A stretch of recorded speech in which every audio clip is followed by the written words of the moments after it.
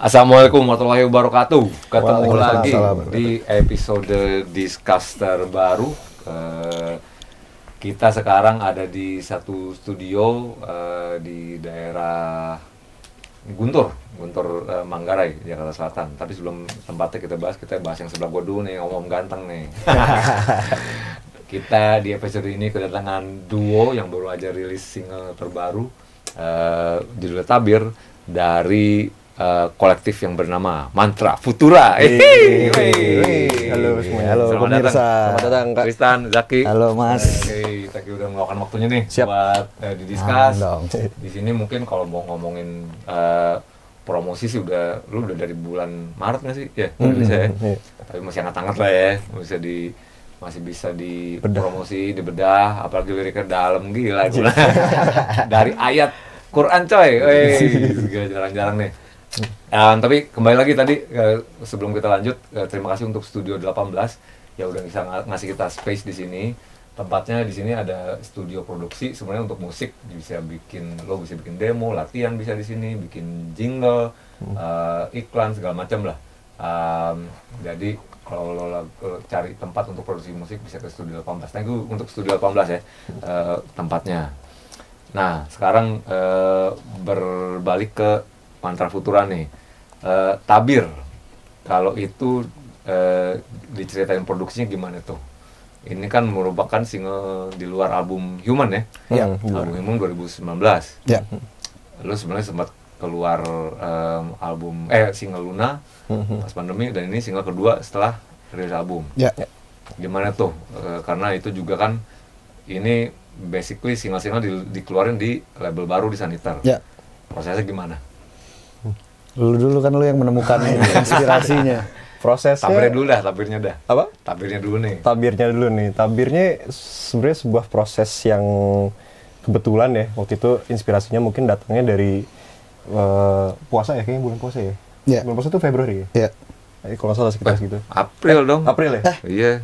Maret. Sebelum puasa berarti. Oh, sebelum puasa. Sebelum puasa. Intinya gue semacam mendapatkan ilham lah. Gue akhirnya pengen coba mulai dalemin lagi lah Al-Quran. Iya. Karena ya bukankah itu seharusnya kita bro? Iya betul. Sekolah Islam harus belajar. Ya benar. Betul. Membedah lah ya sebenarnya. Jangan lupa. Nah terus sampai satu titik gue nemuin ayat yang bagi gue kok kayaknya menarik banget nih gitu loh. Karena di situ di tabir itu tuh menceritakan gitu mas. Iya.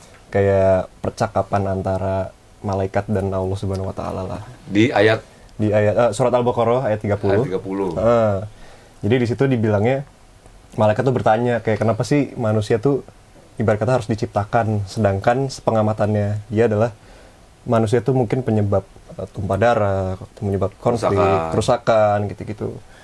Nah di situ ada Allah berfirman bahwa sesungguhnya aku lebih mengetahui dari apa yang kamu tidak tahu. apa yang kamu tidak ketahui gitu loh. Nah dari situ kan sebenarnya kan lumayan menjadi tanda tanya buat kita juga kan. Kayak, apakah mungkin memang manusia sebenarnya itu bisa jadi dua arah, bisa menciptakan kerusakan atau bisa juga menciptakan kebaikan, keberkahan dan manfaat bagi banyak orang lain gitu loh. Iya. Dan dari pengamatan orang lain, ibarat kata manusia itu diantaranya adalah terlahir sosok-sosok seperti nabi, seperti rasul, seperti orang-orang pintar, orang-orang yang menciptakan banyak teknologi yang bermanfaat bagi dunia lah gitu. Jadi mungkin lagu ini akhirnya jadi landasan dasar bahwa menjadi pengingat lah buat orang-orang kalau misalnya tinggal lo mau milih lo mau jadi yang perusak atau lo mau yang jadi penyebar manfaatnya itu. Iya. Gitu sih. Coy dalam coy ya. Gue juga bingung kenapa jadi gini. Tapi gue ini dulu nih. Kalau di ayatnya kan itu tersiratnya, gue juga itu kan ilmu tafsir ya. Itu perlu ilmu pedalaman tuh, itu berat tuh belajar ya. Cuma kalau sepengetahuan ya sepenafsiran kita yang awam gitu, itu kan kayak bahwa Tuhan itu Allah lah gitu, di konteks Islam. Bukan menceritakan sih, ngebelain supremasinya manusia gitu. Ke ininya. Cuma di lirik itu tersiratnya kayak lu justru ngebuka borok-boroknya manusia. Kita nggak boleh kita berburuk sangka, dan kita mungkin kita pembawa kerusakan dan kita udah tidak mengindahkan lagi derajat atau gitu-gitu. Benar nggak sih? Sebenarnya kalau di lagu itu tuh lebih dari point of Pengingat, view pengingat, dan itu lagu dari point of view malaikat sebenarnya. Oke. Jadi biar orang teman-teman pada tahu juga. Jadi kalau misalnya kita ngeliat di ref, bukan maksudku untuk menekimu, itu sebenarnya menggarisbawahi bahwa malaikat nanya kenapa manusia harus diciptakan itu bukan karena dia mendengki manusia, enggak. Tapi itu emang dari observasi dia, dan dia hanya ingin bertanya keputusan Allah itu. Gitu. Iya. Dan perlu dilurusin juga, ini lagu ini hanya terinspirasi ya Mas, bukan tafsir gitu. Betul. Jadi dan kita juga di proses kreatif ini juga sempat konsultasi lah ke guru agama. Gitu, maksudnya apakah ini misalnya apakah terlalu melenceng atau ada yang hal-hal yang jangan dibahas segala macam. Tapi karena ini kita juga mengklaimnya bukan tafsiran, tapi kita terinspirasi dari itu. Masih aman-aman aja sih katanya. Dan ini juga, jadi sebenarnya di dalam lagu itu tuh ada dua perspektif yang berbeda. Jadi ada lirik di mana dia ngomong seberapa pantas nyawa mempertanyakan, menyalahkan semua yang bisa disalahkan. Oke, itu mungkin konteksnya yang manusia versi. Iya, iklan. Lanjut. Lucu tuh, masuk. Untung nggak kelatahannya kayak gitu. Apa gitu. Ayam. Agama lagi. Jadi ada satu sisi di mana manusia yang menyalahkan semua yang bisa disalahkan. Itu konsep manusia yang negatif lah. Tapi ada pas di bridge tuh kita ngomongin seberapa pantas nyawa itu dihadiahkan. Kita memiliki perasaan murni, ego, dan hawa nafsu. Nah itulah kenapa manusia bisa dibilang memiliki nilai mulia yang lebih tinggi ya bang. Kalau gue bacanya sih kayak manusia itu menurut bacaan makhluk yang paling spesial karena diberikan kehendak bebas. Gitu. Dia bisa memilih gitu kalau dibanding makhluk-makhluk yang lain gitu. Jadi apakah pesannya sih sebenarnya karena kita makhluk yang diberi kehendak bebas, jadilah makhluk yang paling mulia yang bisa ada di bumi ini. Gitu. Sebenarnya kalau gue boleh luruskan lagi, bukan kebebasan, Zak. Yang ngebedain kita sama makhluk-makhluk ciptaan Allah yang lain adalah akal pikiran. Iya, betul. Betul. Akal. Yang bikin kita superior. Cuma kadang-kadang yang baik kita nggak pakai otaknya. Pakai otak yang ininya, yang ngaturnya gitu, yang itulah ya. Gokil nih ya, ngeri nih. Ini anak disco radikal, rajin disco tapi belum tentu nakal. Enggak ya. Atau anak nakal belum tentu rajin disco. Iya. Nakalnya di bidang lain. Ini gue ngeliat begitu datang tadi, celana kulit coy, gue bilang, zaman gue dulu nih gue. Cuma gue dulu kegendutan, gara-gara gue rada gemuk dulu, begitu split robek, pakai manggung anjing. Anyway, liriknya jadi siapa yang nulis tuh? Bareng. Tapi kalau di lagu ini lebih banyak Tristan. Tapi ya akhirnya keputusan berdua gitu. Tapi awal datang tema ini, awalnya dia nelfon gue tiba-tiba kayak, "Bro," kayak gue manggil dia, kita tuh manggilnya tuh Me. Lo berdua manggil lo Me. Iya. Dari mate jadi me gitu kayak mate bahasa Australia friend. Hey mate gitu jadi me gitu kayak gue tiba-tiba nemu ini nih apa topik gitu kayak dari Quran gini gue bilang ya udah jadi draftnya lo bikin selain ke dia. Sebenarnya itu challenge juga sih karena sebelumnya Mantra Futura tuh biasanya lebih banyak kalau buat lirik ya itu menyerahkan kuasanya ke kolaborator. Di album yang Human kan Mantra Futura kolaborasi sama Danila, sama Mbak Mastro. Jadi lirik-liriknya Natasha Udu mereka gitu. Tapi kalau misalnya sekarang mungkin kita lebih pengen Mantra Futura lebih Zaki yang bernyanyi gitu. Iya. Terus ya udah kita buatlah lirik yang sesuai sama band kita, religi. Betul. Biar kalau manggung telah kulitnya dipakai lah, gila loh. Gila. Kalau kata jadi pengen lagi gue punya. Itu dalamnya ada puringnya nggak? Ada dong. Biar nggak panas. Nggak ada coy. Jadi kulitnya langsung. Oh itu panas banget. Kalau keringetan bisa dicopotin nih nggak? Iya. Keset. Tarik. Oke. Tapi apakah itu proses berkreatif lo? Biasanya gimana sih kalau tercipta lagu-lagunya? Biasanya tuh mantra tuh selalu, misalnya kita tuh kalau buat tuh pasti udah ada langsung tujuannya tuh album gitu. Jadi kita track 1 sampai misalnya 10 gitu misalnya. Nah itu tuh setiap track itu sudah ada referensinya nih Mas. Oh, iya. Jadi kita awalnya ngumpulin semua referensi dulu nih, seabrek-abrek nih. Ntar kita ngobrol lagi, dikurasi lagi. Tiap lagu tuh pasti ada referensinya. Maksud lu referensi tuh lagu orang dulu? Iya, lagu orang yang dulu. menjadi titik poin referensinya. Jadi kayak misalnya satu lagu tuh bisa referensinya mungkin 3 lagu gitu. Soundnya mau ke arah sini, tapi maksudnya pola lagunya mau kayak lagu ini, gitu. Terus awalnya sih kita suka dari lagu orang dulu nih untuk mancing ide gitu. Yeah. Kita kayak semacam kayak kita remake gitu, tapi pasti ntar di tengah-tengah udah yang tadi udah jauh banget deh gitu. Iya. Gitu awal untuk mancing proses kreatifnya kita gitu.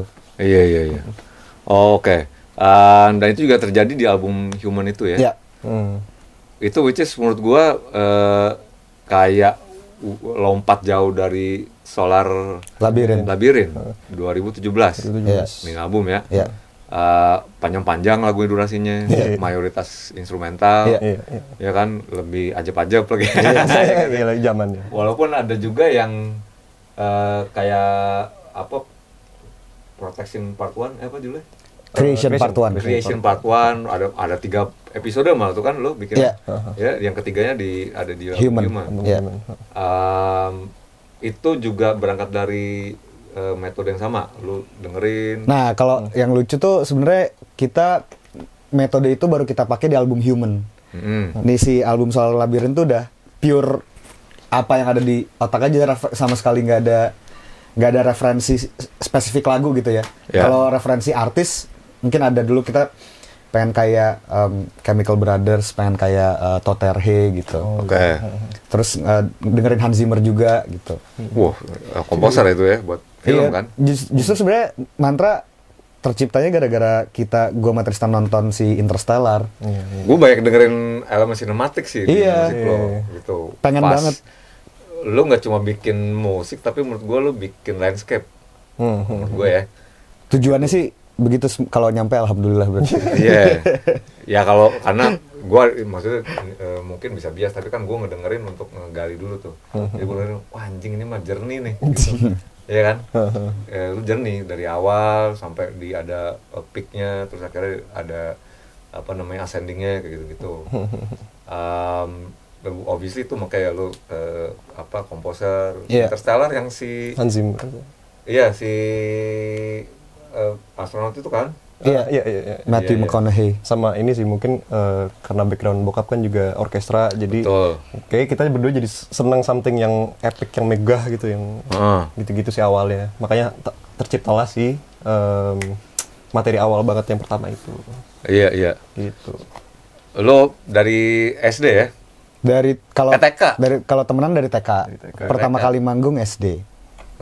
SD. Yang lo bilang jodohin sama guru lo, Butina. Betul. Butina, wih, shout out to Butina. Halo Butina. Mana-mana di YouTube gue dengerin Butina disebut mulu nih. Aku minta fotonya ya, mesti ditampilin nih. Boleh. Kalau nggak ada. Cari di Facebook. Karena udah lama nggak konten. Biasa banget tuh kayaknya tuh. Iya. Tapi dari TK, which is dari Childhood Friends, kenapa baru 2017 lo? Atau kenapa baru pas kampus dewasa baru bikin kongsian ya berdua? Sebenarnya dari SD tuh kita udah pertama kali manggung tuh tahun 2005 tuh sama Tante Memes waktu itu. Dengan format yang sama tuh, acara sekolah. Unjuk gigi. Unjuk gigi sekolah lah. Gua main perkusi, Tristan main piano, yang nyanyinya Tante Memes. Gitu, nyanyi lagunya Maroon 5 waktu itu, This Love. Cet. Terus udah kayak gitu, udah dari situ sebenarnya ya SD belum ada lah band-bandan, belum main band lah. Iya. Terus baru mulai ngeband lagi tuh SMP. Gua sama Tristan sama anak-anak sekolah. SMA juga begitu. Kuliah tuh kita tuh tadinya pengen jadi kayak nge-aransemen lagu-lagu orang gitu, band-band cover YouTube gitu pengennya. Terus ya akhirnya kita masuk Double Deer. Dia bilang kayak, lo ngapain nge-cover-cover, lu buat aja gitu. Terus akhirnya jadian deh Mantra akhirnya. Lu SMA Alizar ya? Alizar. SMP juga? Alizar TK sampai SMA. Sama Bab. Oh, masih Karim. Iya. Karim. Kuliah juga Angkatan tuh sama, ya. kuliah juga sama. Kosannya depan kamar gua, Karim. Iya, masa nggak cowok yang sama lo. Iya iya. Oh jadi emang sebenarnya terpupuk dari kecil lah ya. Tapi terlepas dari yang obvious gitu, dalam artian kayak lu kan emang udah dari kecil ya berarti ya, melihat aktivitas bapak, ibu, Om Adi, Tante Memes. Lu gimana dari keluarga emang Gua ada nggak ada. Cuman bokap gua pencinta musik banget, yang jazz banget lah bokap gua, yang ngulik parah gitu, yang bener-bener pokoknya vinyl gitu-gitu, terus kayak pemain sessionnya siapa gitu dia tahu tuh. Suka nongkrong di Jams juga dulu. Di Jams dulu, zamannya Om Ule, zamannya Om ada Om Haji ya. Tapi pianonya juga jago banget loh, bokapnya. Nah, bokap gue kepengen banget jadi musisi gitu. Cuman kayaknya disalurinnya ke gue. Kelihatan dari celananya itu. Kayaknya ngefans sama Jim Morrison juga kayaknya. Gue tanya, lu bikin apa gimana coy? Celana bokap ini. Iya, gue celana bokap mas katanya. Oh iya anjing, gue bilang trendy juga nih bokap nih. Tapi kapan lo berdua discovering the love of music? Momennya masih inget nggak? Gue inget. Kapan tuh? Gue itu pertama kali kayak, wah nih gue baru dapat perasaan ini ketika gue manggung itu. Pertama kali gue manggung di acara lumayan besar tuh di Java Jazz waktu itu, tahun 2006. Lu manggung di Java Jazz? Ya 2006. Gue main perkusi. Itu gue naik panggung deg-degannya setengah mati, tapi pas Sama di panggung dulu gue sama Aji Rao, ada pemain perkusi, guru gue. Ya. Ensemble percussion gitu, anak kecil gitu. Gue main di situ, gue ngerasa wah ini perasaan yang gue dapet nih gila nih, gak gue dapetin di mana-mana, dan Powerful banget gitu ya. Dan sampai sekarang masih sama gitu rasanya, mau naik panggung tuh pasti deg-deg, kalau nggak mau berak mau muntah udah pasti. Iya. Mules nih. Udah mau naik. Gitu. Oh gitu ya. Kalau gue di tahun 2006 lah, gue ngerasain kayak oh gitu. Ini panggilan gue nih. Iya, musik. ya gitu lah kurang lebih. Lu masih nggak? Kalau gue kayaknya lebih karena pas gue dulu kan zaman SD tuh gue lebih masuk ke ranah klasik lah gitu. Gue di JCOM, Jakarta Conservatory of Music, jadi gue lumayan sering yang kayak konser klasikal yang serius gitu loh. Tapi pas di situ gue ngerasa ya persis kayak dia gitu loh, ada naik demam panggungnya gitu, dan gue ngerasa serius banget nih emang repertoarnya, lagu-lagunya kan. Tapi pas begitu menyampaikannya ke penonton kayak, dan dapat apa ya, tepuk tangan, standing ovation gitu kayak Rewards-nya nih ya. Walaupun waktu itu main lagu orang ya, tapi kan itu udah bisa menghibur orang. Dan hingga akhirnya makin kepupuk lagi tuh ya pas akhirnya kita berdua berani untuk bikin lagu sendiri, terus berani untuk tampil di panggung-panggung yang alhamdulillah yang bergengsi lah ya gitu. Terus ya dapat respon yang luar biasa gitu. Jadi gue lama-lama kayak oke, gue harus menyalurkan musik ini menjadi pesan lah gitu. Tapi ada tekanan dari orang tua nggak? Karena particularly karena kan ya menyandang nama besar bokap sama ibu lo, kakak lo juga. Tekanan gitu mungkin dulu ada sih awalnya, tapi lebih ke tekanan karena gue jealous pas dulu masih kecil ya.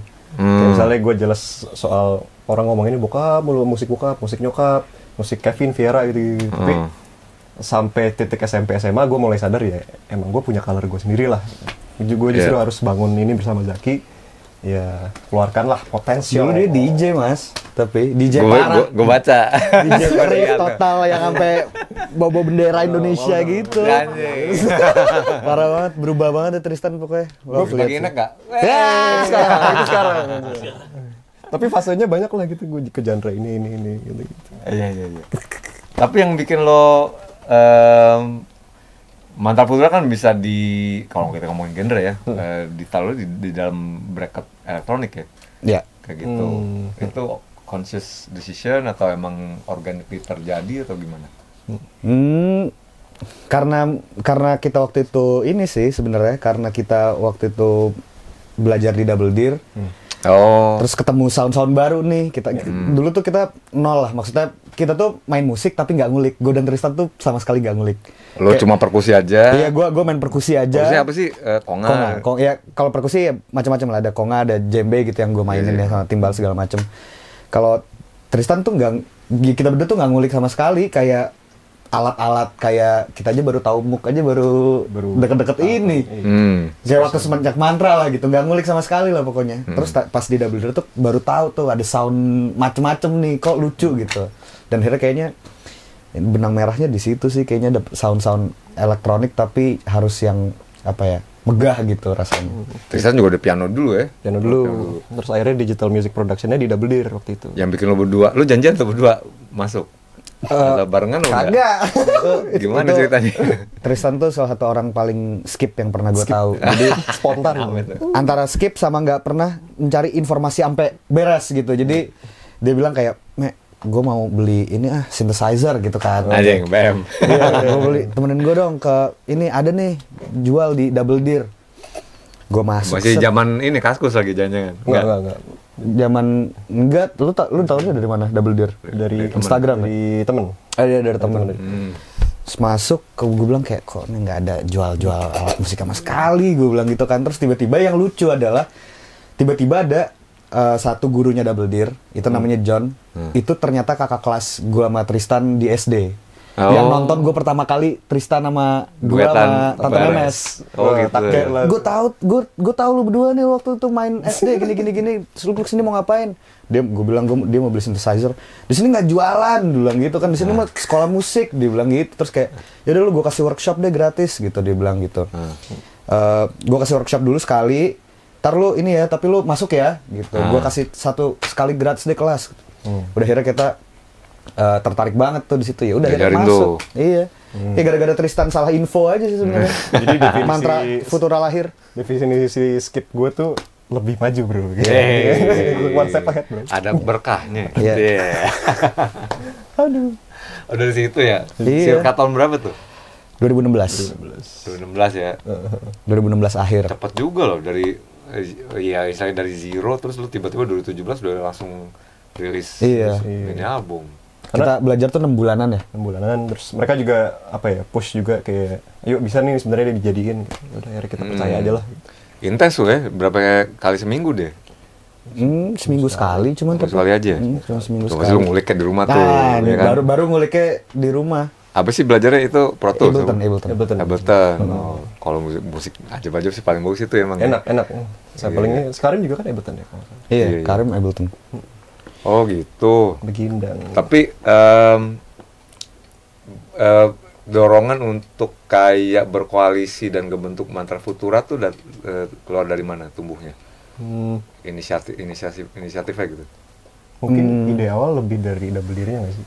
Tapi akhirnya kita mengiyakan gitu. Iya, tapi emang dari dulu pairingan musik gue tuh selalu Tristan gitu. Jadi setiap kita tuh selalu berdua gitu. Yang lainnya kalau band sekolahan tuh yang lainnya udah ganti-ganti, gue tuh sama Tristan tuh selalu lah.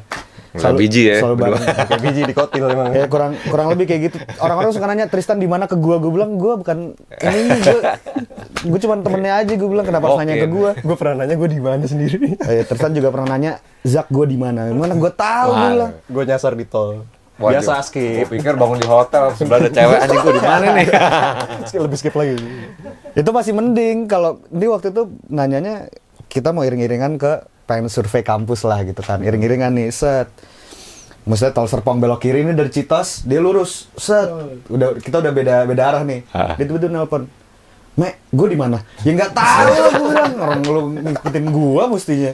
Akhirnya dari sana dia, padahal kan tinggal ngelihat maps ya, terus nyampe Prasmo gitu. Ya kan, dia ulang lagi dari Citos, ulang dari awal, dia balik lagi ke Citos, ulang lagi katanya biar emang seniman nggak bisa di ini. Tertata hidupnya. Iya, tertata banget. Ketertataan. Kronologis kayak Mas Jo. Iya. Kuliah di mana? Prasetya Mulia. Apa? Prasetya Mulia. Prasmo. Oke. Tapi tuh di titik itu yang dimana lu tadi cuma cover buat YouTube aja tadi kan buat cuma sama si orang-orang Double Dare lu bikin ini aja kok musik sendiri. Iya. Itu mungkin pendorong ya, jadi lo akhirnya bikin Iya. koalisi berdua nih. Mm-mm. Mantra Futura yang artinya lo bilang doa untuk masa depan. Betul. Simple. Dalam-dalam nih anjing. Itu sebenarnya nyari-nyari cepet aja tuh waktu itu. Kayak sebenarnya Mantra Futura tuh awalnya mau dijadiin nama lagu, Mas. Iya. Nama lagu pertama kita tuh tadi mau Mantra Futura, terus pas dipikir-pikir kayaknya ini terlalu luas deh gitu. Kalau soalnya kita kan ada mantranya tuh kayak canting-canting, terus ada ya perkusi rada-rada mistis-mistisnya gitu lah. Futuranya tuh dari future sebenarnya, Betul. gitu, elektronik gitu. Tadi mau judul lagunya itu, tapi kayaknya itu terlalu luas, bisa dijadiin nama band aja sekalian gitu. Gue begitu ngebaca ini kan, wah ini either beneran dalaman spiritual atau kebaikan Elsit nih. Dalam-dalam gitu. Ininya, kayak lagu The Doors, Jim Morrison. Tapi terakhirlah akhirnya Mantra Futura officially 2017 tuh ya. Ya. Berbarengan dan si album Solar Labyrinth itu Ya. EP. Puas lo sama tuh hasilnya tuh? Gue jujur puas banget sih. Iya. Gue puas banget sih. Dan ketika di rework makin puas lagi. Iya, makin Ada puas. reward? Ada rework ya? Remastered ada. Nanti akan Enggak, udah keluar di di Spotify. loh, yang gue dengerin berarti itu Versi dulu kali. versi dulunya. Ada yang 2021 Desember Oh, kita baru gitu. keluar. Itu tambah choir. Anjir, Iya. suara. Choir. Kok nggak nemu sih gue di. Ada ya, ada apa, kok. apa. Yang mungkin gue belum explore juga, tapi yang gue dengerin sih dari diskografi itu materi-materi si Solar Labyrinth dan berlanjut 2 tahun kemudian di Human. Ya. Which is menurut gue udah mental jauh nih. Iya nggak sih? Di situ Wija kau bilang tadi ini kan mungkin kalau dia album pertama ini lebih gimana ya? Gue ngomong one dimensional ya, tapi dalam artian itu udah pakemnya kedengeran lah. House, ada jazz juga, ada electronic bass.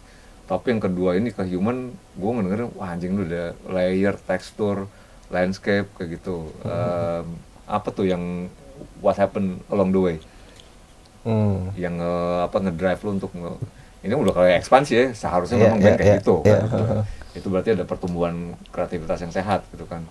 Tapi apa yang ngedorong lo motivasinya tuh? Kalau gua itu ngerasanya waktu waktu Solar Labyrinth tuh itu pas lagi kuliah kan. Pas lagi kuliah tuh kita lagi seneng banget sama tech house gitu. Lagi seneng banget sama tech house segala macam. Tapi ternyata along the way, ternyata jiwa gue dan Tristan tuh ngeband gitu loh, bener-bener ngeband gitu. Jadi tapi benang merahnya harus tetap ada gitu kan, ya si mewah musik, bukan mewah, megahnya itulah si epic lah kalau bisa dibilang. Epic, betul. Si itunya yang kita ambil gitu. Jadi ya ternyata kita malah makin kesini kita ngerok ya. Ngerok. Gitu. Nah sebenarnya kalau boleh aku rangkum nih Mas, aku juga baru nyadarnya kemarin sih, nggak sih beberapa bulan yang lalu. Gitu. Jadi Mantra Futura itu bisa dibilang membahas yang gue pernah bilang kayak puja-puji ketuhanan lah, atau selebrasi kemanusiaan. Genrenya bisa bebas, tapi pesan-pesan dalam liriknya kurang lebih membahas puja-puji ketuhanan gitu. Makanya kenapa pas awal si Solar Labyrinth kita lebih ke mengindahkan alam semesta, mengindahkan penciptaan gitu. Terus album Human tiba-tiba genrenya jadi lebih varian lagi, ada banyak gitu. Tapi itu juga membahas sebenarnya di album Human tuh membahas Seven Virtues temanya. Itu adalah kebalikan dari Seven Deadly Sins. Dari Katolik ya? Waktu itu lagi ngebahas Katolik. Nah, habis itu ya dia yang materi yang berikutnya yang si apa? Tabir, pendakwaan, percakapan. Nah, itu lebih mulai ke ranah Islam, Al-Quran gitu-gitu. Nah, tapi pesannya masih sama tuh, garis besarnya. Gitu. Dengan konteks-konteks kespiritualan tadi yang lo suguhin tuh so far sejauh ini gimana dengan pendengarnya gitu? Apakah ada yang dapat nggak dengan apa message yang lo sampaikan di situ, responnya dari so far menurut gue cukup tersampaikan sih. Ada beberapa kayak DM kayak ya justru malah mereka tertariknya karena itu gitu. Karena kita membahas topik itu, bukan bedanya nih ya, belum beda yang different from the hurt kan, gitu sih. Iya, karena kan biasanya tipikalnya grup-grup atau project elektronik kan ya keurbanan biasanya kan, itu like urban life lah ini itunya gitu. Tapi beda nih emang, cenderung berat malah kalau menurut gue gitu kan. Yang khusus juga lu banyak dibantu sama kolaborator yang itu kayak being carefully selected sih menurut gue. Gitu ya, lu dikurasi bener-bener. Dan di beberapa channel juga lu bilang lo udah orang gila aja langsung kontak. Dan inilah Bismillah aja ya. udah. Lo kontak. Tapi pertimbangan lo memilih orang-orang ini emang lo udah ini lagunya kayaknya bagusnya dia nih gitu ya. Nah itu persis tuh kayak gitu. Jadi setiap lagu itu kita nggak punya plan B. Waktu itu ya kita maunya udah kebayangnya dia yang nyanyi aja gitu. Gimana caranya harus dia gitu. Kita waktu itu sempat kalau dia nggak bisa siapa ya? Gue nggak siapa ya? Gue nggak tahu, nggak ada di otak gitu. Lagi ya. Nggak ada, jadi harus bisa gitu. Gimana caranya? Cari Bismillah deh udah. Kayak misalnya pas proses lagu Matra Futura sama Cici Danila, itu sebenarnya kita udah bikin 50% jadi gitu loh. Nah terus udah tinggal dibubuhin lirik aja gitu. Udah ada demo lah. Jadi demo lah. Udah langsung aja kita jebret, beraniin diri. Nih udah WhatsApp gua ketik ini demonya. Enter ya, Bismillah ya bareng ya enter ya. Iya. Alhamdulillah. Mau. Lagunya demonya udah dikirim. Udah. Alhamdulillah dikirim lah. Termasuk ke BAM juga gitu ya. Iya. BAM kebetulan lagi sering main ke Double Deer ya waktu itu. Jadi waktu itu sebenarnya kenalnya kalau BAM itu kenalnya karena waktu itu kita pernah project kolaborasi si Kimo waktu itu yang nyanyi BAM, terus gue sama Tristan main musik tapi sebatas main musik aja gitu, nggak ini. Nggak apa, tapi terus pas dengar suaranya dia kayak gila nih karakternya gokil sini orang gitu sih. Akhirnya harus dia sih gitu. itu BAM sama Mbak Elda juga loh. Iya. Kan kita kenalan tuh. Sama siapa? Sama Mbak Elda juga. Elda juga ngisi ya. Iya. Jadi dia acara project itu apa namanya? Ada di Soundrenalin. Oke. Kenalan deh akhirnya. Tapi dulu yang lucu tuh kita pertama kali tahu Stars and Rabbit tuh 2017 waktu Synchronize. Kita nggak tahu, belum pernah denger Stars and Rabbit waktu itu. Kita nonton, semua orang udah nyanyi si Man Upon the Hill itu ya. Dan Mbak Elda kan suaranya bikin merinding ya. Terus kayak kita harus bisa nih sama dia nih gitu. Ya udah akhirnya udah belaga gila juga tuh waktu pertama kali ketemu Mbak. Kita ada lagu nih, coba. Jadi bikin lagunya dengan si kolaborator ada di kepala dulu dan lu serving dia nih lagunya kayak begini nih dan mesti dia yang ini. Iya, gitu. Oke. Karena kalau misalnya mau pertama kali kita ngajuin belum ada apa-apa ya kita siapa gitu. Iya. Kita udah punya lauknya lah gitu. Atau nasinya. Dan konsep wise Solar Labyrinth sama Human tuh itu kan udah kayak bumi langit. Solar Labyrinth yazin alam semesta besar, ini Human lo bawa ke grounded. Itu emang beda apa tuh konsepnya? Beda. Dari itu juga lagu udah mulai ada lirik udah mulai masuk kan di situ kan? Mulai masuk. Kayak gitu emang sengaja lo emang membumikan. Iya. Gitu. Emang pengen ngeband aja kali. Iya, sama ngeband sama cari temanya kayaknya yang alam semesta udah terwakilkan gitu kan. Terus kira-kira cari apa lagi yang kita bahas tentang manusianya aja nih belum gitu. Tadi lo bilang tiap beberapa materi lo banyak ambil reference gitu kan. Tapi kayak 5 nama paling besar yang lo jadiin titik bukan komparasi sih, ya inspirasional tuh siapa aja waktu lo bikin album Human itu? Human. 5 nama besarnya maksudnya artis, band, musisi, artis gitu. Gue nggak, kalau gue ini sorry motong ya, gue bener kalau salah gue, lo tuh ada duo Hertz nggak sih dulu? Hertz nggak? Ada HORTS gitu, jadi 2 blonde guy gitu dari Inggris, terus mereka bikin sampai bersama tuh Cinematic, terus gue denger ada Beach House gitu. Wow, Beach House tuh sebenarnya lebih ke ini sih, nggak elektronik banget gitu, Likely gitu. Likely gitu. Bener nggak sih, apa lu ada nama lain? Kita referensinya banyak yang kayak kita tahunya cuma satu lagu itu aja, kayak nggak sengaja nemu gitu. Terus kayak ini nih gitu, kayak bukan artis yang bukan artis yang bahkan bukan artis yang terkenal banget gitu. Tapi kalau ditanya 5 nama besar, kalau di gue nih gue bisa langsung jawab. Kalau gue pribadi gue Coldplay. Oke. Gue Coldplay. Kalau Tristan Jacob Collier. Sokop tuh, gue malah nggak tahu. Jacob Collier, harus dia sulap sih kalau menurut gue. Multi instrumental yang sangat bisa banyak genre yang bisa ya gitu. Intinya dia Oh, kalau iya? manggung, sekarang khasnya dia itu dia bikin penontonnya choir. Dia pecah 3 suara. Penonton. Anjing. Penonton. Jadi direct lo Iya, ini ya, lo iya. ini ya, lo ini. Terus dia ya, gini, gitu. naik, yang ini naik 1, yang ini naik gini. Wah, anjing, Wah, keren banget demi Allah. Ntar Oh, iya? lihat deh. Jacob Collier namanya. Masih 20 berapa tahun tapi mainnya udah sama Herbie Hancock gitu. Wanzi, Menang Grammy Giant. Iya. Oh iya. Menang Grammy. Sekarang ngerjain kayak backingnya Coldplay gitu udah. Jazz nih ya berarti ya. Enggak. Wah, multi genre. Multi. juga. World music sih kalau menurut gua.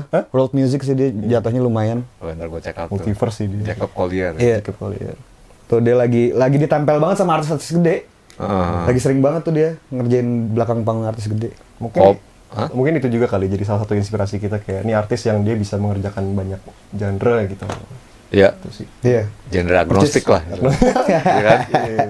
Coldplay particularly yang udah kesini-sininya. Mereka kan udah mulai grande-grande di album-album. Iya, gua terakhir tuh. ya kalau di album Human gua malah ngambilnya di ini Mas, di album yang Ghost Stories. Iya. Yang ada di Rihanna elektronik. ya? Kalau nggak salah. Nggak sih? Bukan. Bukan, Rihanna tuh di Milo Saloto. Oke. Kalau ini yang Ghost Stories yang rada elektronik. Iya, Rada iya, iya. elektronik lah. Oke. Banyak kita ambil. Oh, dari situ jadi diambil-ambil ya. Dan sesuai dengan ekspektasi lo kembali dan sesuai dengan apa yang ada di visi lo tuh albumnya. Ya, Human. Itu masih di Double Deer. masih.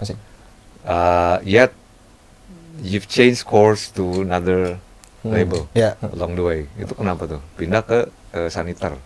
Eh, Silakan. kok gue? Jawabnya di. Kenapa tuh? Menurut gua ini beda urgensi aja Mas, menurut gua. Ya. Mungkin kalau di Sun Eater itu lebih fokus mendevelop talentnya menurut gua. Kok di Double Deer maksud lo? Enggak, kalau di Sun Eater. Makanya Kalau di Sanitar mendevelop artis. Iya, mendevelop artis saya. Oke. Gitu. Dan Double Deer nggak kayak gitu? Sebenarnya tetap develop juga. Cuma maksudnya mungkin ada ranah lain yang dia lebih forte-nya lah gitu. Oke. Seperti Production mungkin obvious tuh kalau menurut gua. Iya. Karena brand Dou- partnership gitu-gitu. Iya, Double Deer cukup rajin bikin workshop-workshop Ya. gitu ya, tahu gua. Oh gitu. Dan pastinya dia bisa melahirkan banyak musisi-musisi digital music producer baru lah gitu. Dengan lewat les-lesnya itu gitu. Gitu sih. Iya. Makanya di tengah pandemi itu lo pindah berarti ya? 2020 enggak? 2019 akhir. 19 ya. 2019 akhir kita bukan pindah sih kita pisah dah sama Double Deer. Habis itu luntang lantung dulu, habis itu baru ke Sanitar. Setahun tadi kita Gitu. kenal. Ya hampir setahun luntang lantung. Itu berbarengan dengan waktu Sanitar baru dibentuk berarti kan 2019. Iya, jadi kita cabut Sanitar lahir kan waktu itu kalau nggak salah 2019. Ya udah, terus akhirnya tapi kebetulan kita juga sama anak-anak Sanitar deket banget gitu. Jadi suka dibantuin gitu, kita kadang-kadang tuh suka dibantuin sama anak-anak Sanitar, terus ya udah akhirnya lama-lama udah masuk aja gitu. Iya. Kalau gue ngeliat perubahan sih nggak signifikan sih, maksudnya ya tetap Matra Futura sih, gitu kan. However, gue ngerasain ada perbedaan kontras antara dua single yang dirilis sama di Sanitar, which is Luna sama Tabir. Luna sangat laid back banget, santai. Bahkan itu menurut gua yang beda dari semuanya tuh. Iya kan, betul. ngebandnya kerasa banget. Betul. Ada rapper, terus di Tabir, menurut gua dari semua repertoire tuh yang paling dalam nih. Ya. Iya nggak sih? Ya. Dari Setuju. secara lirik tematik gitu. Sebesar mana peran si label tuh? Karena lo bilang tadi kan kalau di Sanitar lebih banyak, mungkin perannya dia juga ada di departemen artist development ya. Nah itu sejauh mana tuh dia dalam perannya dalam rilisan 2 single ini dan juga manuver lo yang 2 tahun belakangan. Kalau mungkin bagi gue yang sangat berasa lebih ke penyampaian dari turunan dan penyampaian dari lagu itu sih.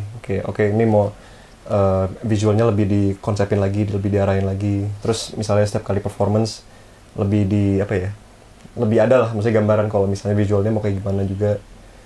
Terus apa lagi? Tapi kalau dari proses kreatif sih, so far pasti penentuannya di gua sama Tristan sih. Tetap Kayak- musisinya. Iya, tetap di musisinya. tema besarnya tuh di musisinya gitu. Habis itu turunannya baru tuh kita ngobrol sama Saniter gitu. Tapi kalau yang Luna itu memang spesifik ya, pengecualian dia bikin kompilasi namanya Soundscape Might Delete Later. Jadi emang ceritanya itu kompilasi lucu-lucuan aja gitu, zero budget lah pokoknya. Dari labelnya. Iya, dari maksudnya kita buat single dari kamar aja udah lu rekam gini kita rilisan pandemi gitu kan. Dulu lucu-lucuan aja dan dia bilang justru mungkin ini waktunya kalian cobain ini baru aja nih, ini kayak kanvas kosong aja deh, tes siapa tahu rezeki kan bikin lagu kayak gitu. Ya udah akhirnya kita saya bikin lagu, akhirnya keluar si Luna itu. Iya. Di Talent Saniter juga yang lainnya juga ngeluarin yang sama juga, yang apa? Versi iseng-isengnya lah. Iseng-iseng serius lah gitu. Oke. Akhirnya dikompil dalam si apa namanya? Ya, kompilasi Soundscape Might Delete Later gitu. Which is rilisan pertama lu tuh? Di Saniter ya? Di Saniter kan? Iya. Oh iya. Iya. Habis itu baru Tabir. Lu nggak ya udahlah nggak apa-apa lah, yuk kita cobain. Masalahnya udah terlalu lama Mas, kita nggak keluarin apa-apa gitu loh di pandemi gitu. Butuh sesuatu yang baru nih gitu, dan menurut gue sih nggak ada masalah ya gitu. Iya, practically 2020 lo belum ada rilisan gitu kan. Terakhir 2019 ketemu pandemi langsung gitu. Dan sekarang juga udah mulai sibuk lagi kan, gue lihat udah mulai panggung, kemarin juga baru sama India sama Lomba Sihir gitu. Gimana responnya tuh dengan lo bawain materi baru, terutama Tabir ya? Tabir senang sih, dan yang senangnya adalah walaupun itu materinya berat, tapi pas hari H acara ternyata banyak juga yang singelong dan hafal gitu loh, jadi kayak wah bisa nih. Respon bagus ya? Respon. Yang gue tahu tadi kita ngobrol sama si Daki tadi di luar perihal tentang gimana rumah lo sekarang kayak gitu, labelnya gitu ya. Gue tahu kalau Saniter itu mereka benar-benar gue menyebutnya consumer centric. Anak-anaknya udah pintar-pintar banget untuk ngebaca pola psych psikologis dari si audiensnya, dan mereka udah tahu mapping dari si A mesti di kesini, si B kesini, di draftnya kayak gitu ya. Lo sendiri mungkin sebelum mereka bikin program pasti udah ada visi tuh, mau ditaruh bukan ditaruh lo mau berbicara sama audiensnya kayak gimana gitu. Karena kan sekarang kan musik lo kan komoditi ya, produk gitu kan. Dan kalau ngomongin produk lo kan mesti tahu siapa yang akan nge-consume-nya gitu. Lo yang ada di kepala lo untuk yang ke depannya yang kayak gimana kira-kira demografisnya? Kalau sedari awal tujuan utama kita bahkan yang dari album yang sebelumnya ya, album yang pertama banget sekarang, kita emang juga pengen nyasar bisa didengarkan oleh teman-teman fellow producer juga sih gitu. Karena kan mungkin kita banyak bermain di instrumental lebih banyak baru di liriknya kan gitu. Tapi ketika kita sudah membubuhi lirik ini, kita mungkin lebih pengen ada demografis di mana orang-orang yang menganggap ini tuh kayak fine dining kali ya, ngerti nggak? Iya. Lu bisa translate ya? Kayak translator. Ngomongnya gimana ya? Bukan makanan sehari-hari. Maksudnya ngeliat Matra Futura tuh bukan kayak makanan sehari-hari, tapi kayak benar. Fine dining tadi gue denger ya. Oke. Mungkin semacam itu kali ya. Kayak menu spesial gitu ya. Menu spesial. Fine dining itu nggak bisa sembarangan waktu dong, lu ini. Nggak bisa. Sebenarnya iya, nggak bisa sembarangan waktu, tapi dan mahal. Nggak mahal. Kita oke harga. Kita murah banget. Harga. Undang kita ya. Yang penting produksiannya ada bos gitu kan. Terus iya, pengennya sih nggak mau terlihat yang makanan sehari-hari banget, memang betul gitu. Jadi ada waktu-waktu tertentu yang emang pengennya dengerinnya, tapi fokus gitu. Makan itu tuh harus, ya makanan itu nggak bisa diganti gitu. Bentar, menarik. Kalau diibaratkan makanan apa lo sih kira-kira Matra Futura? Salah gue ngomong ya gue ya, Mi. Ayo lo. Mikir lo. Menurut gue Japanese fusion. Omakase. Oke juga sih. Japanese fusion gue menurut gue. Kayak lu nggak bisa makan Ya, bener. lu nggak bisa makan sushi tiap hari juga kan gitu, nggak bukan makanan sehari-hari juga, tapi sushi itu selalu punya tempat kalau tersendiri lah gitu, dan menurut gue fusion gitu, sushi yang fusion yang nggak yang otentik banget gitu, udah campur sari lah gitu. Cocok, keren. Iya. Gue juga baru nemu tadi gara-gara gue pengen sushi sekarang sebenarnya. Bayang tuh ya. Iya, Gue jadi pengen makan juga sushi kayak gini. Menarik. Oke, wah cakep juga tuh. Kolaborator ke depan album materi-materi baru udah kebayang lagi belum? Tapi kan lu mau lebih fokus ke ini ya. Tapi kayaknya akan tetap ada kolaborator sih, tetap. Cuman mungkin nggak se heavy di album Human porsinya. Gitu, kalau di album itu porsinya tuh 50% mantra, 50% kolaborator gitu. Iya. Karena dia yang bikin vokalnya juga gitu kan. Iya, jadi mau manggung bingung. Nah, itu gimana ya? Gue mau nanya tuh. Dulu tuh kita mau sok-sokan kayak Disclosure gitu loh, Mas. Kalau Disclosure kan dia itu juga oke tuh ya. Ya kan, dia tuh kan manggung berdua, yang nyanyi tuh selalu orang lain gitu kan. Kita tuh pengen kayak bikin kayak Disclosure-nya tapi versi lebih indie lah gitu ceritanya. Ya udah pengen kayak gitu, tapi ternyata teknis untuk manggung itu lumayan ribet, dan waktu itu kita sempet mikir kayak, tapi nggak apa-apa lah Disclosure-nya bisa dia bawain lagu yang nggak ada kolaboratornya, ya dia jadiin sequencer.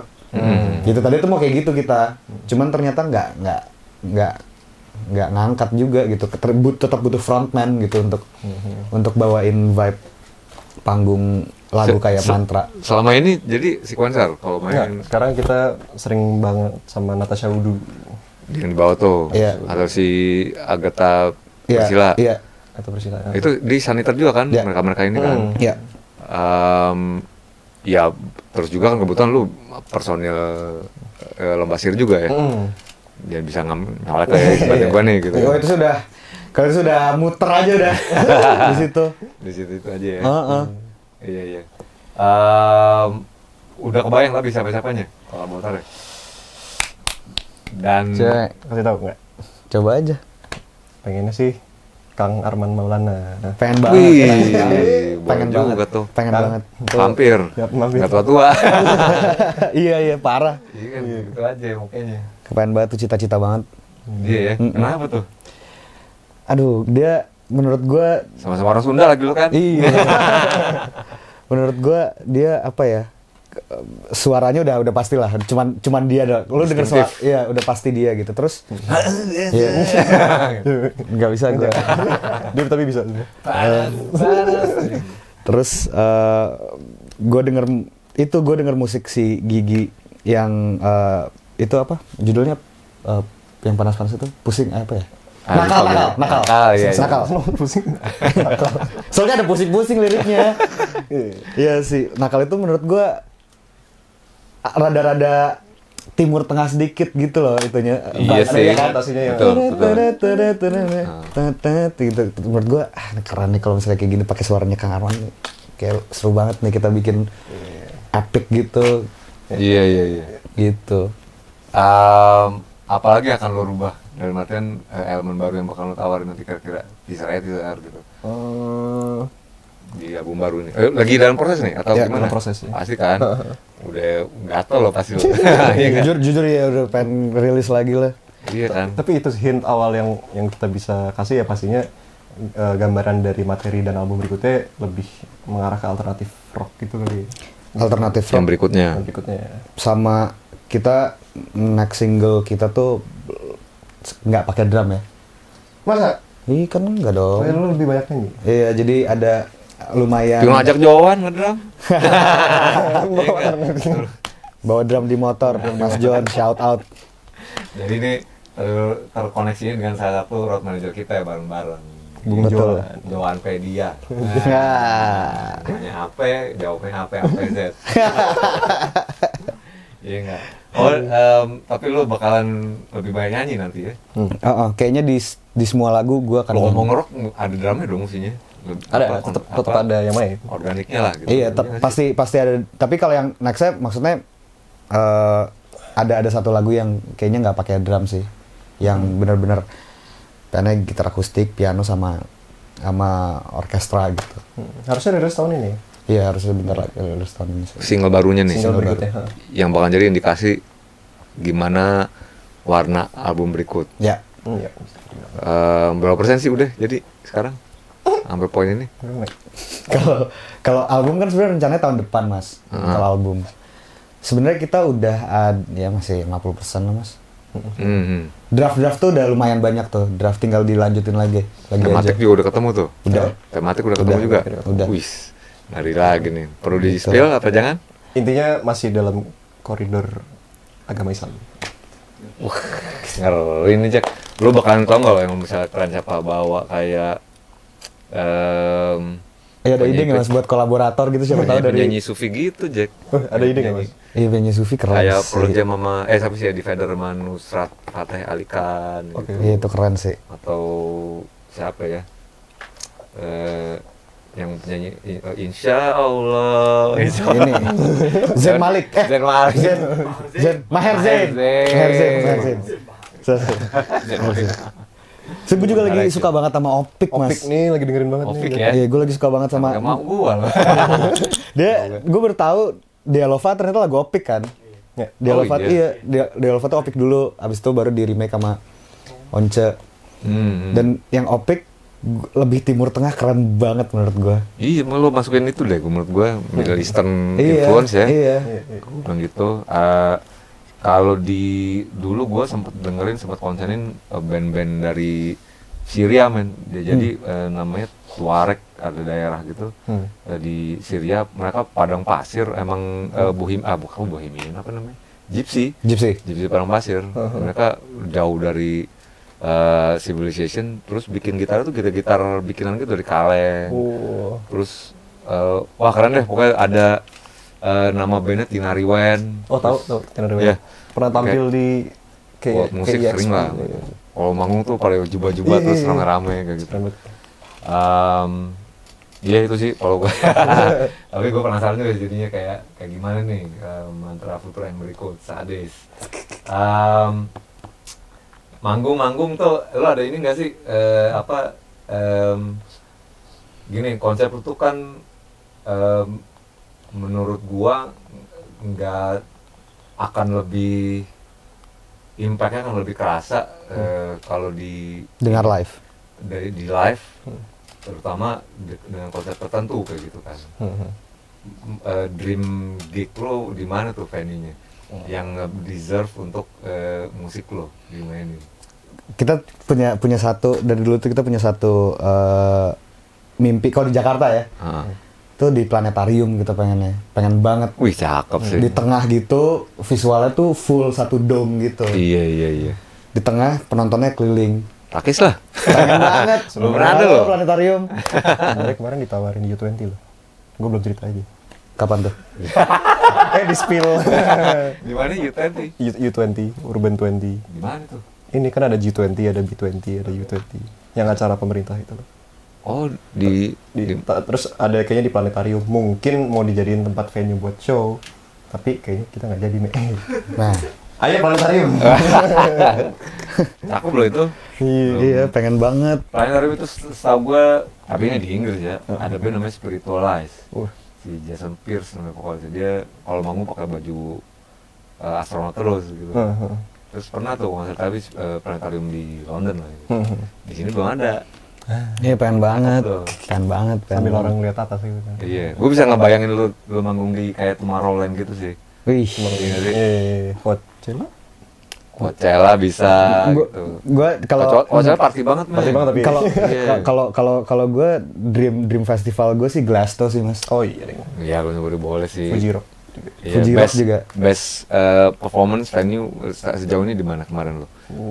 Yang responnya juga keren. Waktu itu kebetulan kita di Big Bang Festival. Big Bang Festival kita ada main waktu sebelum Tulus. Kita nebeng penontonnya Tulus nih. Oh, oke. Itu lagi baru banget rilis albumnya tuh. 2019. Yang Solar Labyrinth. Oh, enggak Tulus yang album Hati-hati di jalan itu. Oke. Baru ini dong. Iya baru. Kan tuh total meledak kan tuh si Hati-hati di jalan itu kan. Terus tuh penontonnya sampai 2 kali jual tiket tuh sold out lagi gitu. Anjir. 15.000 ya.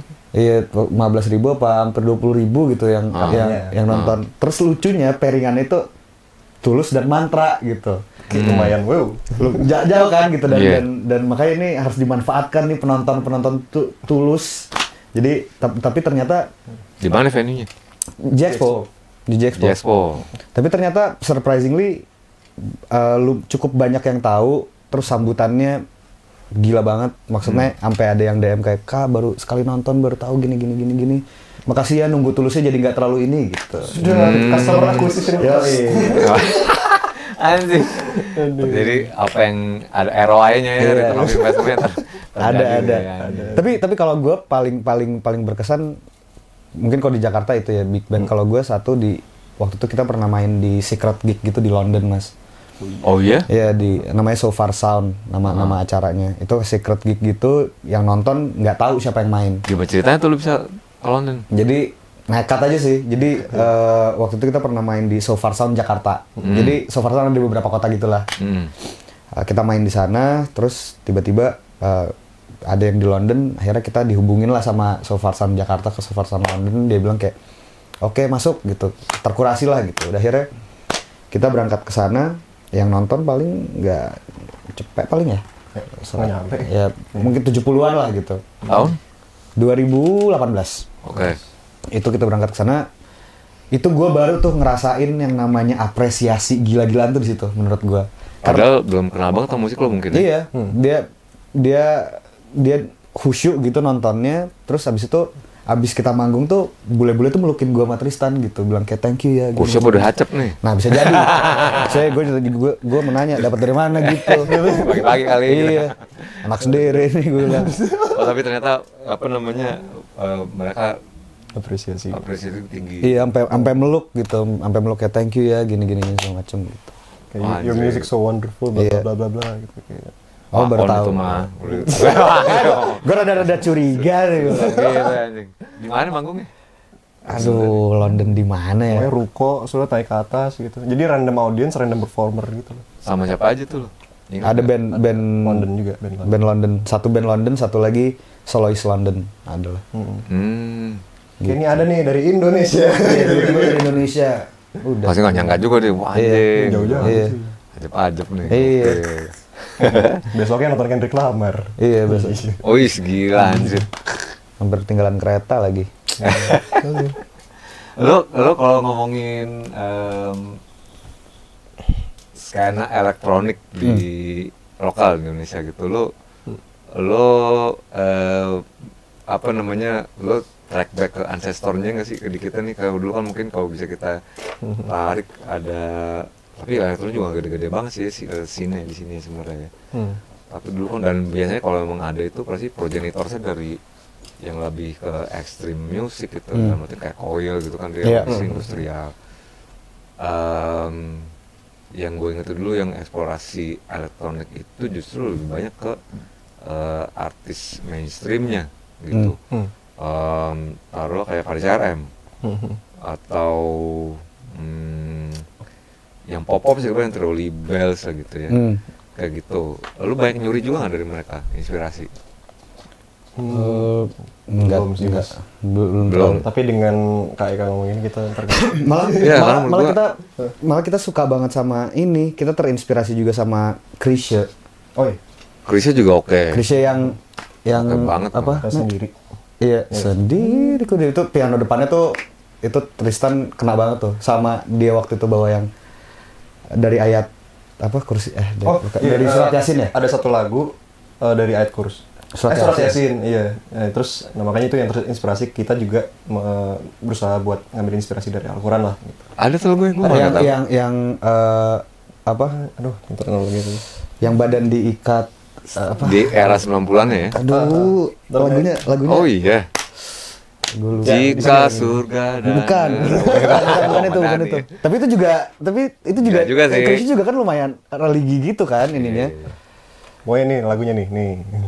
Tim video editor. Dulu.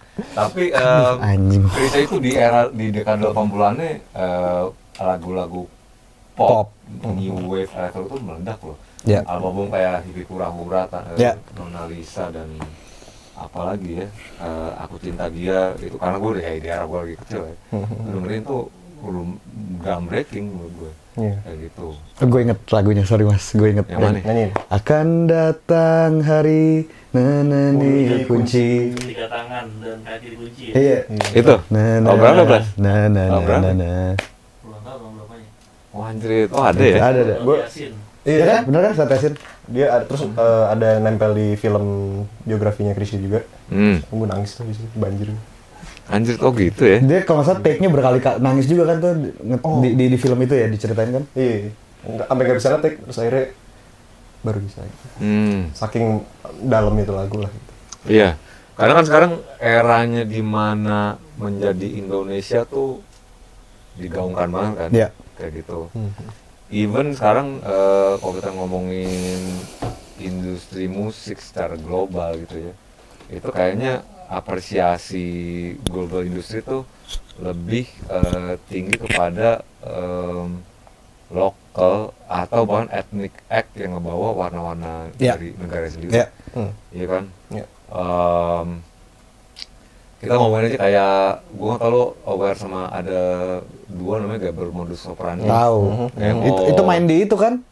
Yang di Barcelona tuh. Ada baru kemana-mana. Iya kan, parah. Di tur Eropa, Amerika Gila. Selatan kemana-mana gitu. Gila sih. Terus juga kita ngomongin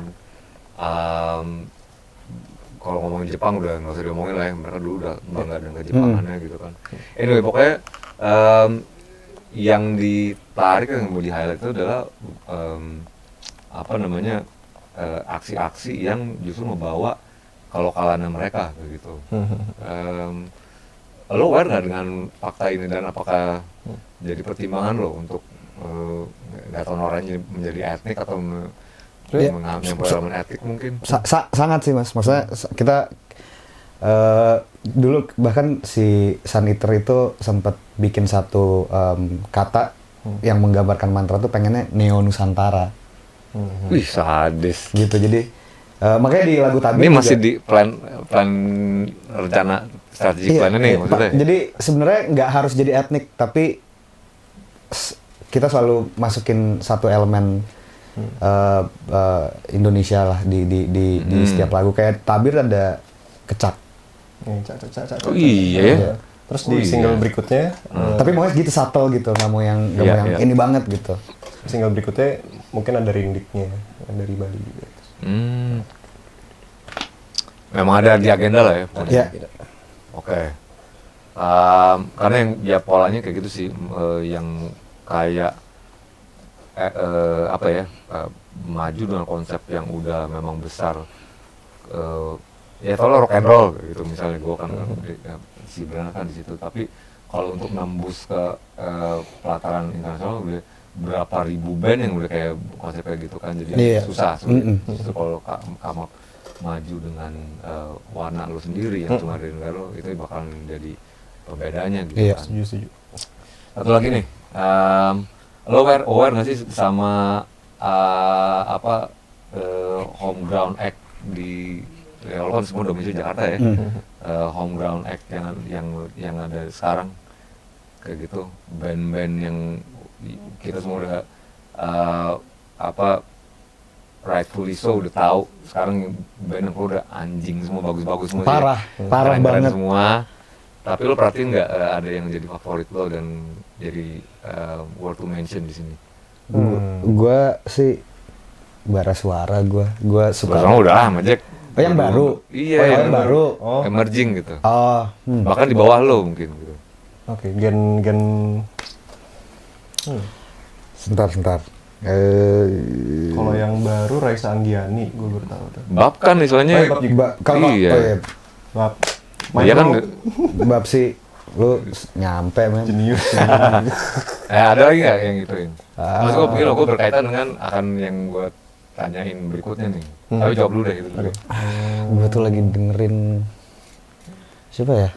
Yang baru-baru Marshalls keren. Apa tuh? Marshall. Enrico Octaviano sama Rehan Nur. Iya. Itu yang lo kemarin tur manggung bareng tuh. Iya, tapi dia nggak manggung pada saat itu, tapi personilnya ada dari Lomba Sihir juga. Menurut gue itu keren. Ada lagi nggak? Bapak. Oh iya, ya bapak sama bapak. Iya. Teman-teman lu juga. Tapi yang maksudnya yang apa gitu kayak gue sekarang lagi suka ada trio Mad Man namanya. Ah iya, itu juga keren banget. Itu juga keren banget. Siapa lagi ya? Fleur baru nggak sih itu kan? Fleur baru, tapi orang lama. Ya oke, yang lama itu lah ya. Gitu. Cuma yang mau gue tanya begini, ini adalah konteks yang gue tanya di berbagai kesempatan di tamu-tamu diskus gitu. Gue nyebutnya ini konteks working class dilemma. Dilemanya kelas pekerja, dalam artian kalau gue ngeliat sekarang music industry tuh, lokal music industry tuh increasingly being gentrified. Bukan gentrified tuh dalam artian kayak it became a middle class game menurut gua sih kayak gitu. Karena pada akhirnya dilakukan atau band-band yang di-highlight itu adalah dia dari orang-orang yang punya modal, tanda kutip, punya modal rekaman, punya modal latihan, punya modal beli alat kayak gitu. Sementara gue tahu banget ada beberapa band yang berangkat dari extreme working class background yang memainkannya genre-genre itu aja, dalam artian kayak punk rock atau grunge atau apa itu lah ya. Yang sebenarnya bagus tapi being neglected dari media atau sponsor-sponsor rokok itu yang gitu. Gue ngomongin band kayak ada band namanya The Stalkers, punk atau Ois yang kebanyakan, ada The Janks atau ya itulah, mereka beberapa kelas pekerja yang mungkin referensi musiknya terbatas gitu, despite that the information is widely available gitu di internet. Tapi karena mereka mungkin coming from working class background dengan referensi terbatas, akhirnya mereka ngelakuin apa yang mereka tahu aja. Dan juga ini di situ-situ aja tuh, manggung-manggung di komunitas kecil, komunitas. Padahal gue tahu banget potensinya gede dan mereka bawa kelokalan yang besar juga gitu. Respon lo kayak gimana tuh? Dan makanya gue nanya, lo ada nggak band-band yang emerging ini yang menurut lo sebenarnya mereka bagus tapi nggak ada kesempatan yang semestinya gitu? Harus diangkat lagi sih. Kayak gitu. Suruh dua tadi. Harmoni. Wah berat. Kemarin baru tour juga sama band namanya Streetwalker. Ini udah teman mereka dulu, anak-anak Pak Mulang gitu. Mereka suka banget sama stoner rock gitu lah ya. Obviously mereka terpengaruh berat sama The Sigit gitu. Tapi karena nggak nggak ter-highlight. Oh, gue ada satu mas. Apa tuh? Ada namanya Rico. Dia baru nih. Dia solo produser sama solois. Itu menurut dia orang Palembang. Dia orang Palembang, dia baru pindah ke Jakarta. Dia menurut gua salah satu pemain piano paling cantik dan manis lah ininya. Permainannya. Cewek? Enggak. Permainannya. Dan menurut gua dia perlu banget didengar sama ini sih. Dia elektronik tapi bukan punk rock, bukan apa gitu. Dia elektronik jazz total. Jadi kayak tahu Anomali nggak mas, yang di luar produser? Nggak tahu gua. Adalah Anomaly Beats namanya. Itu lagunya ya singkop gitulah gitu, tapi aransemennya gila banget, parah. RICCO namanya mas. Itu crazy. RICCO. Rico. Gitu. Dia pianis tapi nyanyi juga gitu. Lu nemu di mana tuh? Dulu tuh sebenarnya gue ada band jazz gitu dulu. SMP lah. Dia pianisnya. Itu udah lama banget nggak ketemu. Tiba-tiba emang dari dulu tuh udah dilihat sama orang-orang, wah nih mainnya gila, enak banget nih gitu. Sayang nih waktu itu masih SMP juga. Jago banget nih dah. Habis itu karena dia di Palembang, gue di Jakarta juga. Udah nggak ketemu tuh sampai berapa tahun, 10 tahun kali nggak ketemu. Habis itu tiba-tiba gue iseng nih ngelihat bokap gue waktu itu nanya, kalau si itu waktu itu apa kabar tuh si Rico gitu. Gue cari Instagramnya, dia punya lagu, gue dengerin, wah gila, gue bilang ini si Mantra sih nggak ada apa-apanya. Masa? Sumpah, secara pemilihan nada, chord changes, itu cantik banget mas, parah banget menurut gue. Gila dia. Di Spotify ada? Ada. Tuh, gila sih dia. Rico jadinya Rico, kalau gue Rico. Cek tuh, berarti ya. Gitu. Lu gimana, ada nggak? Apa ya? Lo shout out atau ini? Gue ada sih satu namanya Lil Salmonella. Lil? Salmonella. Sebenarnya dia lebih L-I-L kayak Lil Bawau gitu. Iya, Lil Oke. Salmonella. Sebenarnya kalau gue lihat, gue nemu dia di SoundCloud by the way. Gue nggak tahu dia di Spotify atau Apple Music ada atau nggak gitu. Tapi dia nge-rap, tapi mungkin emang bahasanya yang apa? Ya agak kasar lah kayak anjing kontol gitu. Oh iya?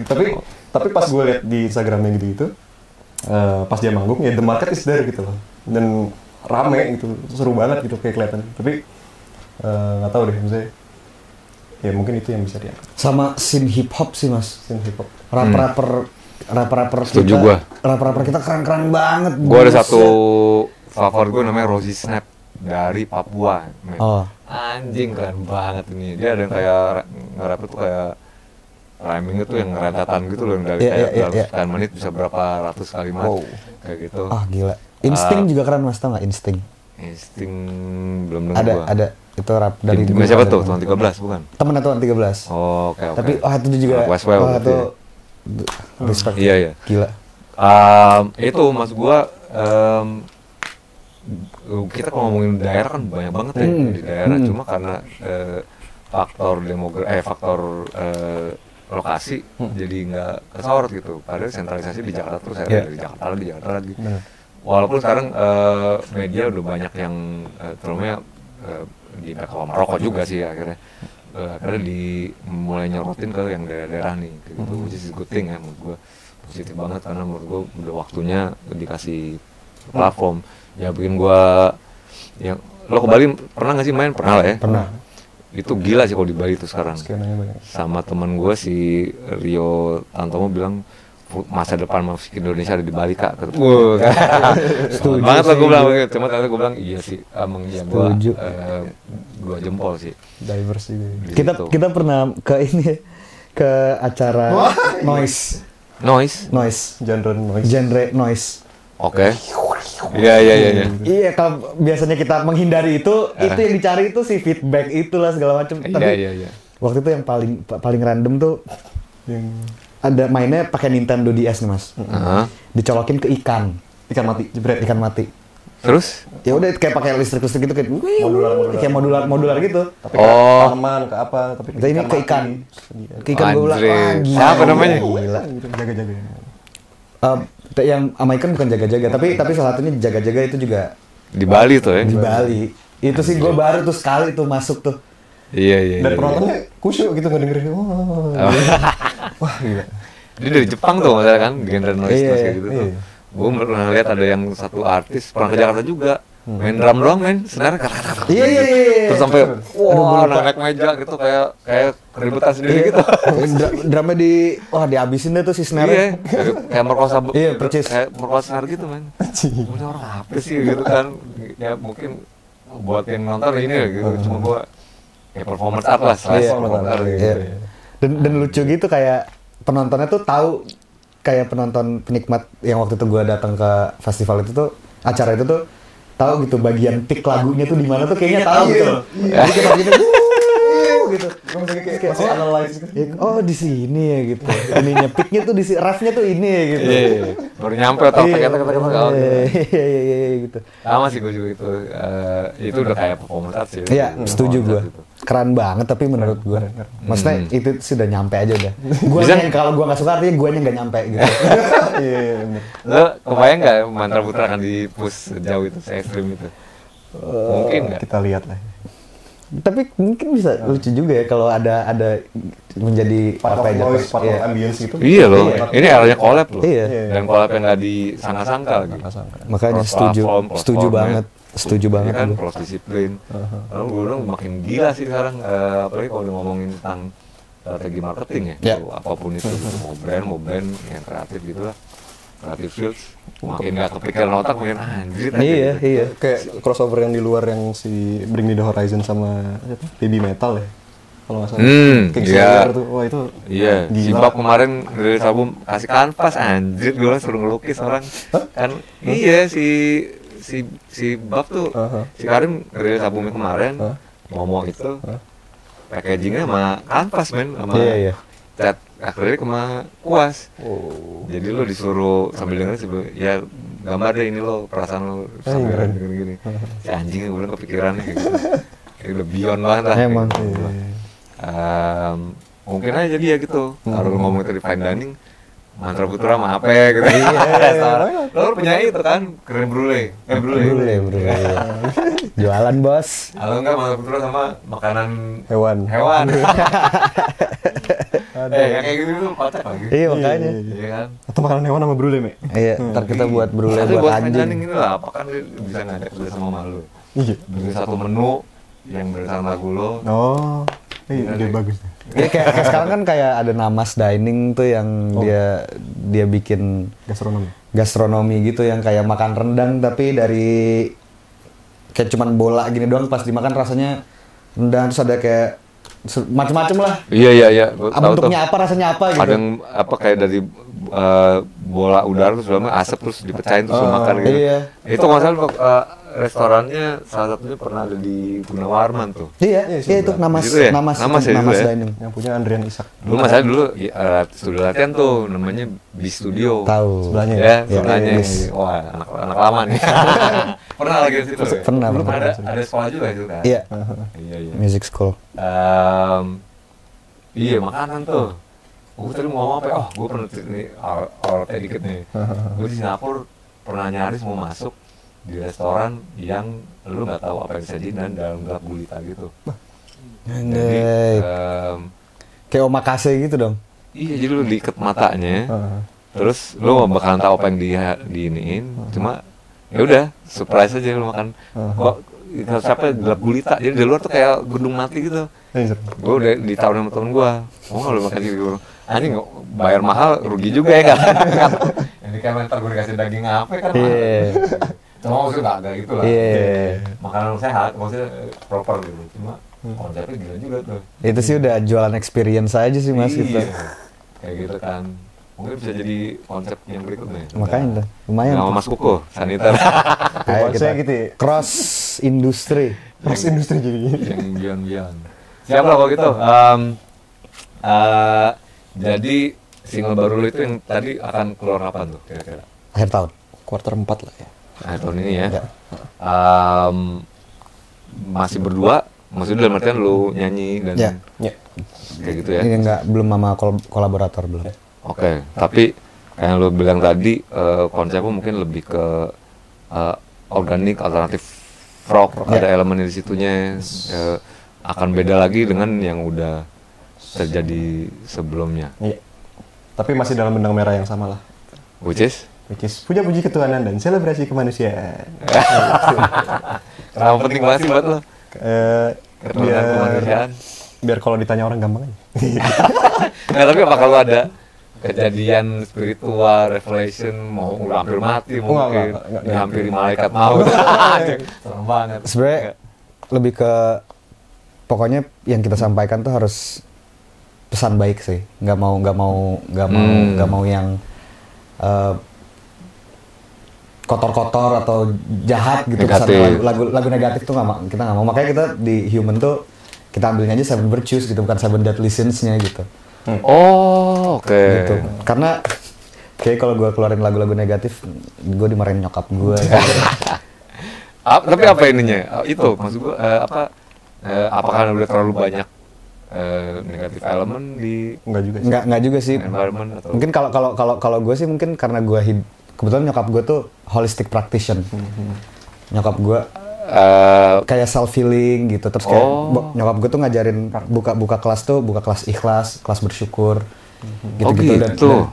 Naturopathic ya namanya, bukan ya? Kalau nggak salah. Gue nggak tahu Ada temen gue yang belajar gitu. Ya pokoknya nyokap gue melabelkan itunya holistic practitioner bilangnya. ya udah dia ngajar kelas gitu. Nah menurut gue dari kasarnya apa ya, peserta kelasnya tuh itu bisa apa ya, menarik banget gitu dengan kita bisa berdamai dengan diri sendiri. Terus kayak nyokap gue juga apa ya, tahu tentang vibrasi kan, semuanya kita bervibrasi nih. Kalau misalnya kayak kalau lo tahu dulu ada air kalau dibilang babi ngentot gini sama di itu scientifically proven. Iya betul, makanya nah kita tuh pengennya kayak gitu maunya. Jadi semuanya tuh harus positif. Gitu. Nggak overly positif ya, tapi harus positif. Menyebar kebaikan. Wah, sedap nih. Meneruskan kebaikan. Lu bisa jadi kader parpol nih. Bos. Insya ya 2029 lah. Pengen sih. Oh, karena gini juga sih. Mungkin kita menyadari bahwa kita terlahir dari energi generasi sebelumnya. Jadi tugas kita kan sebenarnya meneruskan kebaikannya itu aja kan. Karena ya paling kita umur berapa sih, 90 sampai 100 tahun doang kan gitu. Amin. Kalau nyampe, insya Allah. Amin. Nah setelah itu ya kita harap selama kita hidup ini ya hanya menyebarkan kebaikan aja gitu. Sisanya energi itu diteruskan lagi sama yang berikut. Sedap. Ngomong Gokil. apa sih? Lo kalau kebayangin era yang lo pengen hidup di era keberapa? Kapan? Gue pengen 90-an lagi mas. 90-an? Gue gak kedapetan gue. Lu pada hari itu lo 97 lo ya? Gue 97. 15 Juli 97. 97. Sedap. Lo Juni tanggal berapa? 4. Ih mantap. Gila. Background research sih. Risetnya dong. Itu mantep. Cancer ya? Iya waduh.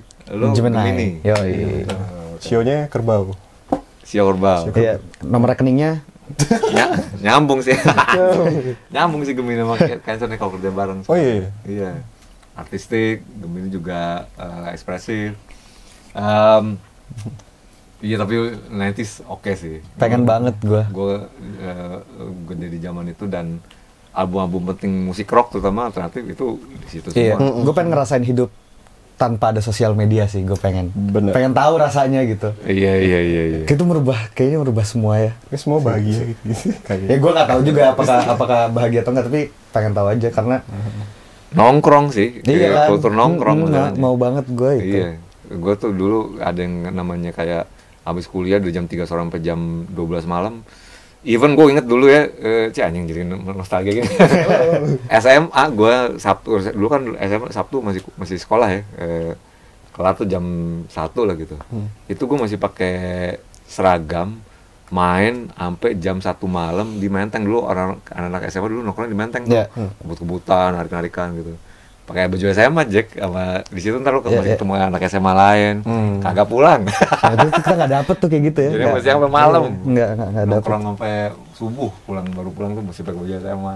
Iya seru banget. Kalau sekarang kan nongkrongnya di Citayam Fashion Week kan. Iya. Oke, kongres buat Mata Putra kalau gitu. Terima kasih udah nyempetin waktunya dan gue doain lancar sampai rilis yang terbaru ini.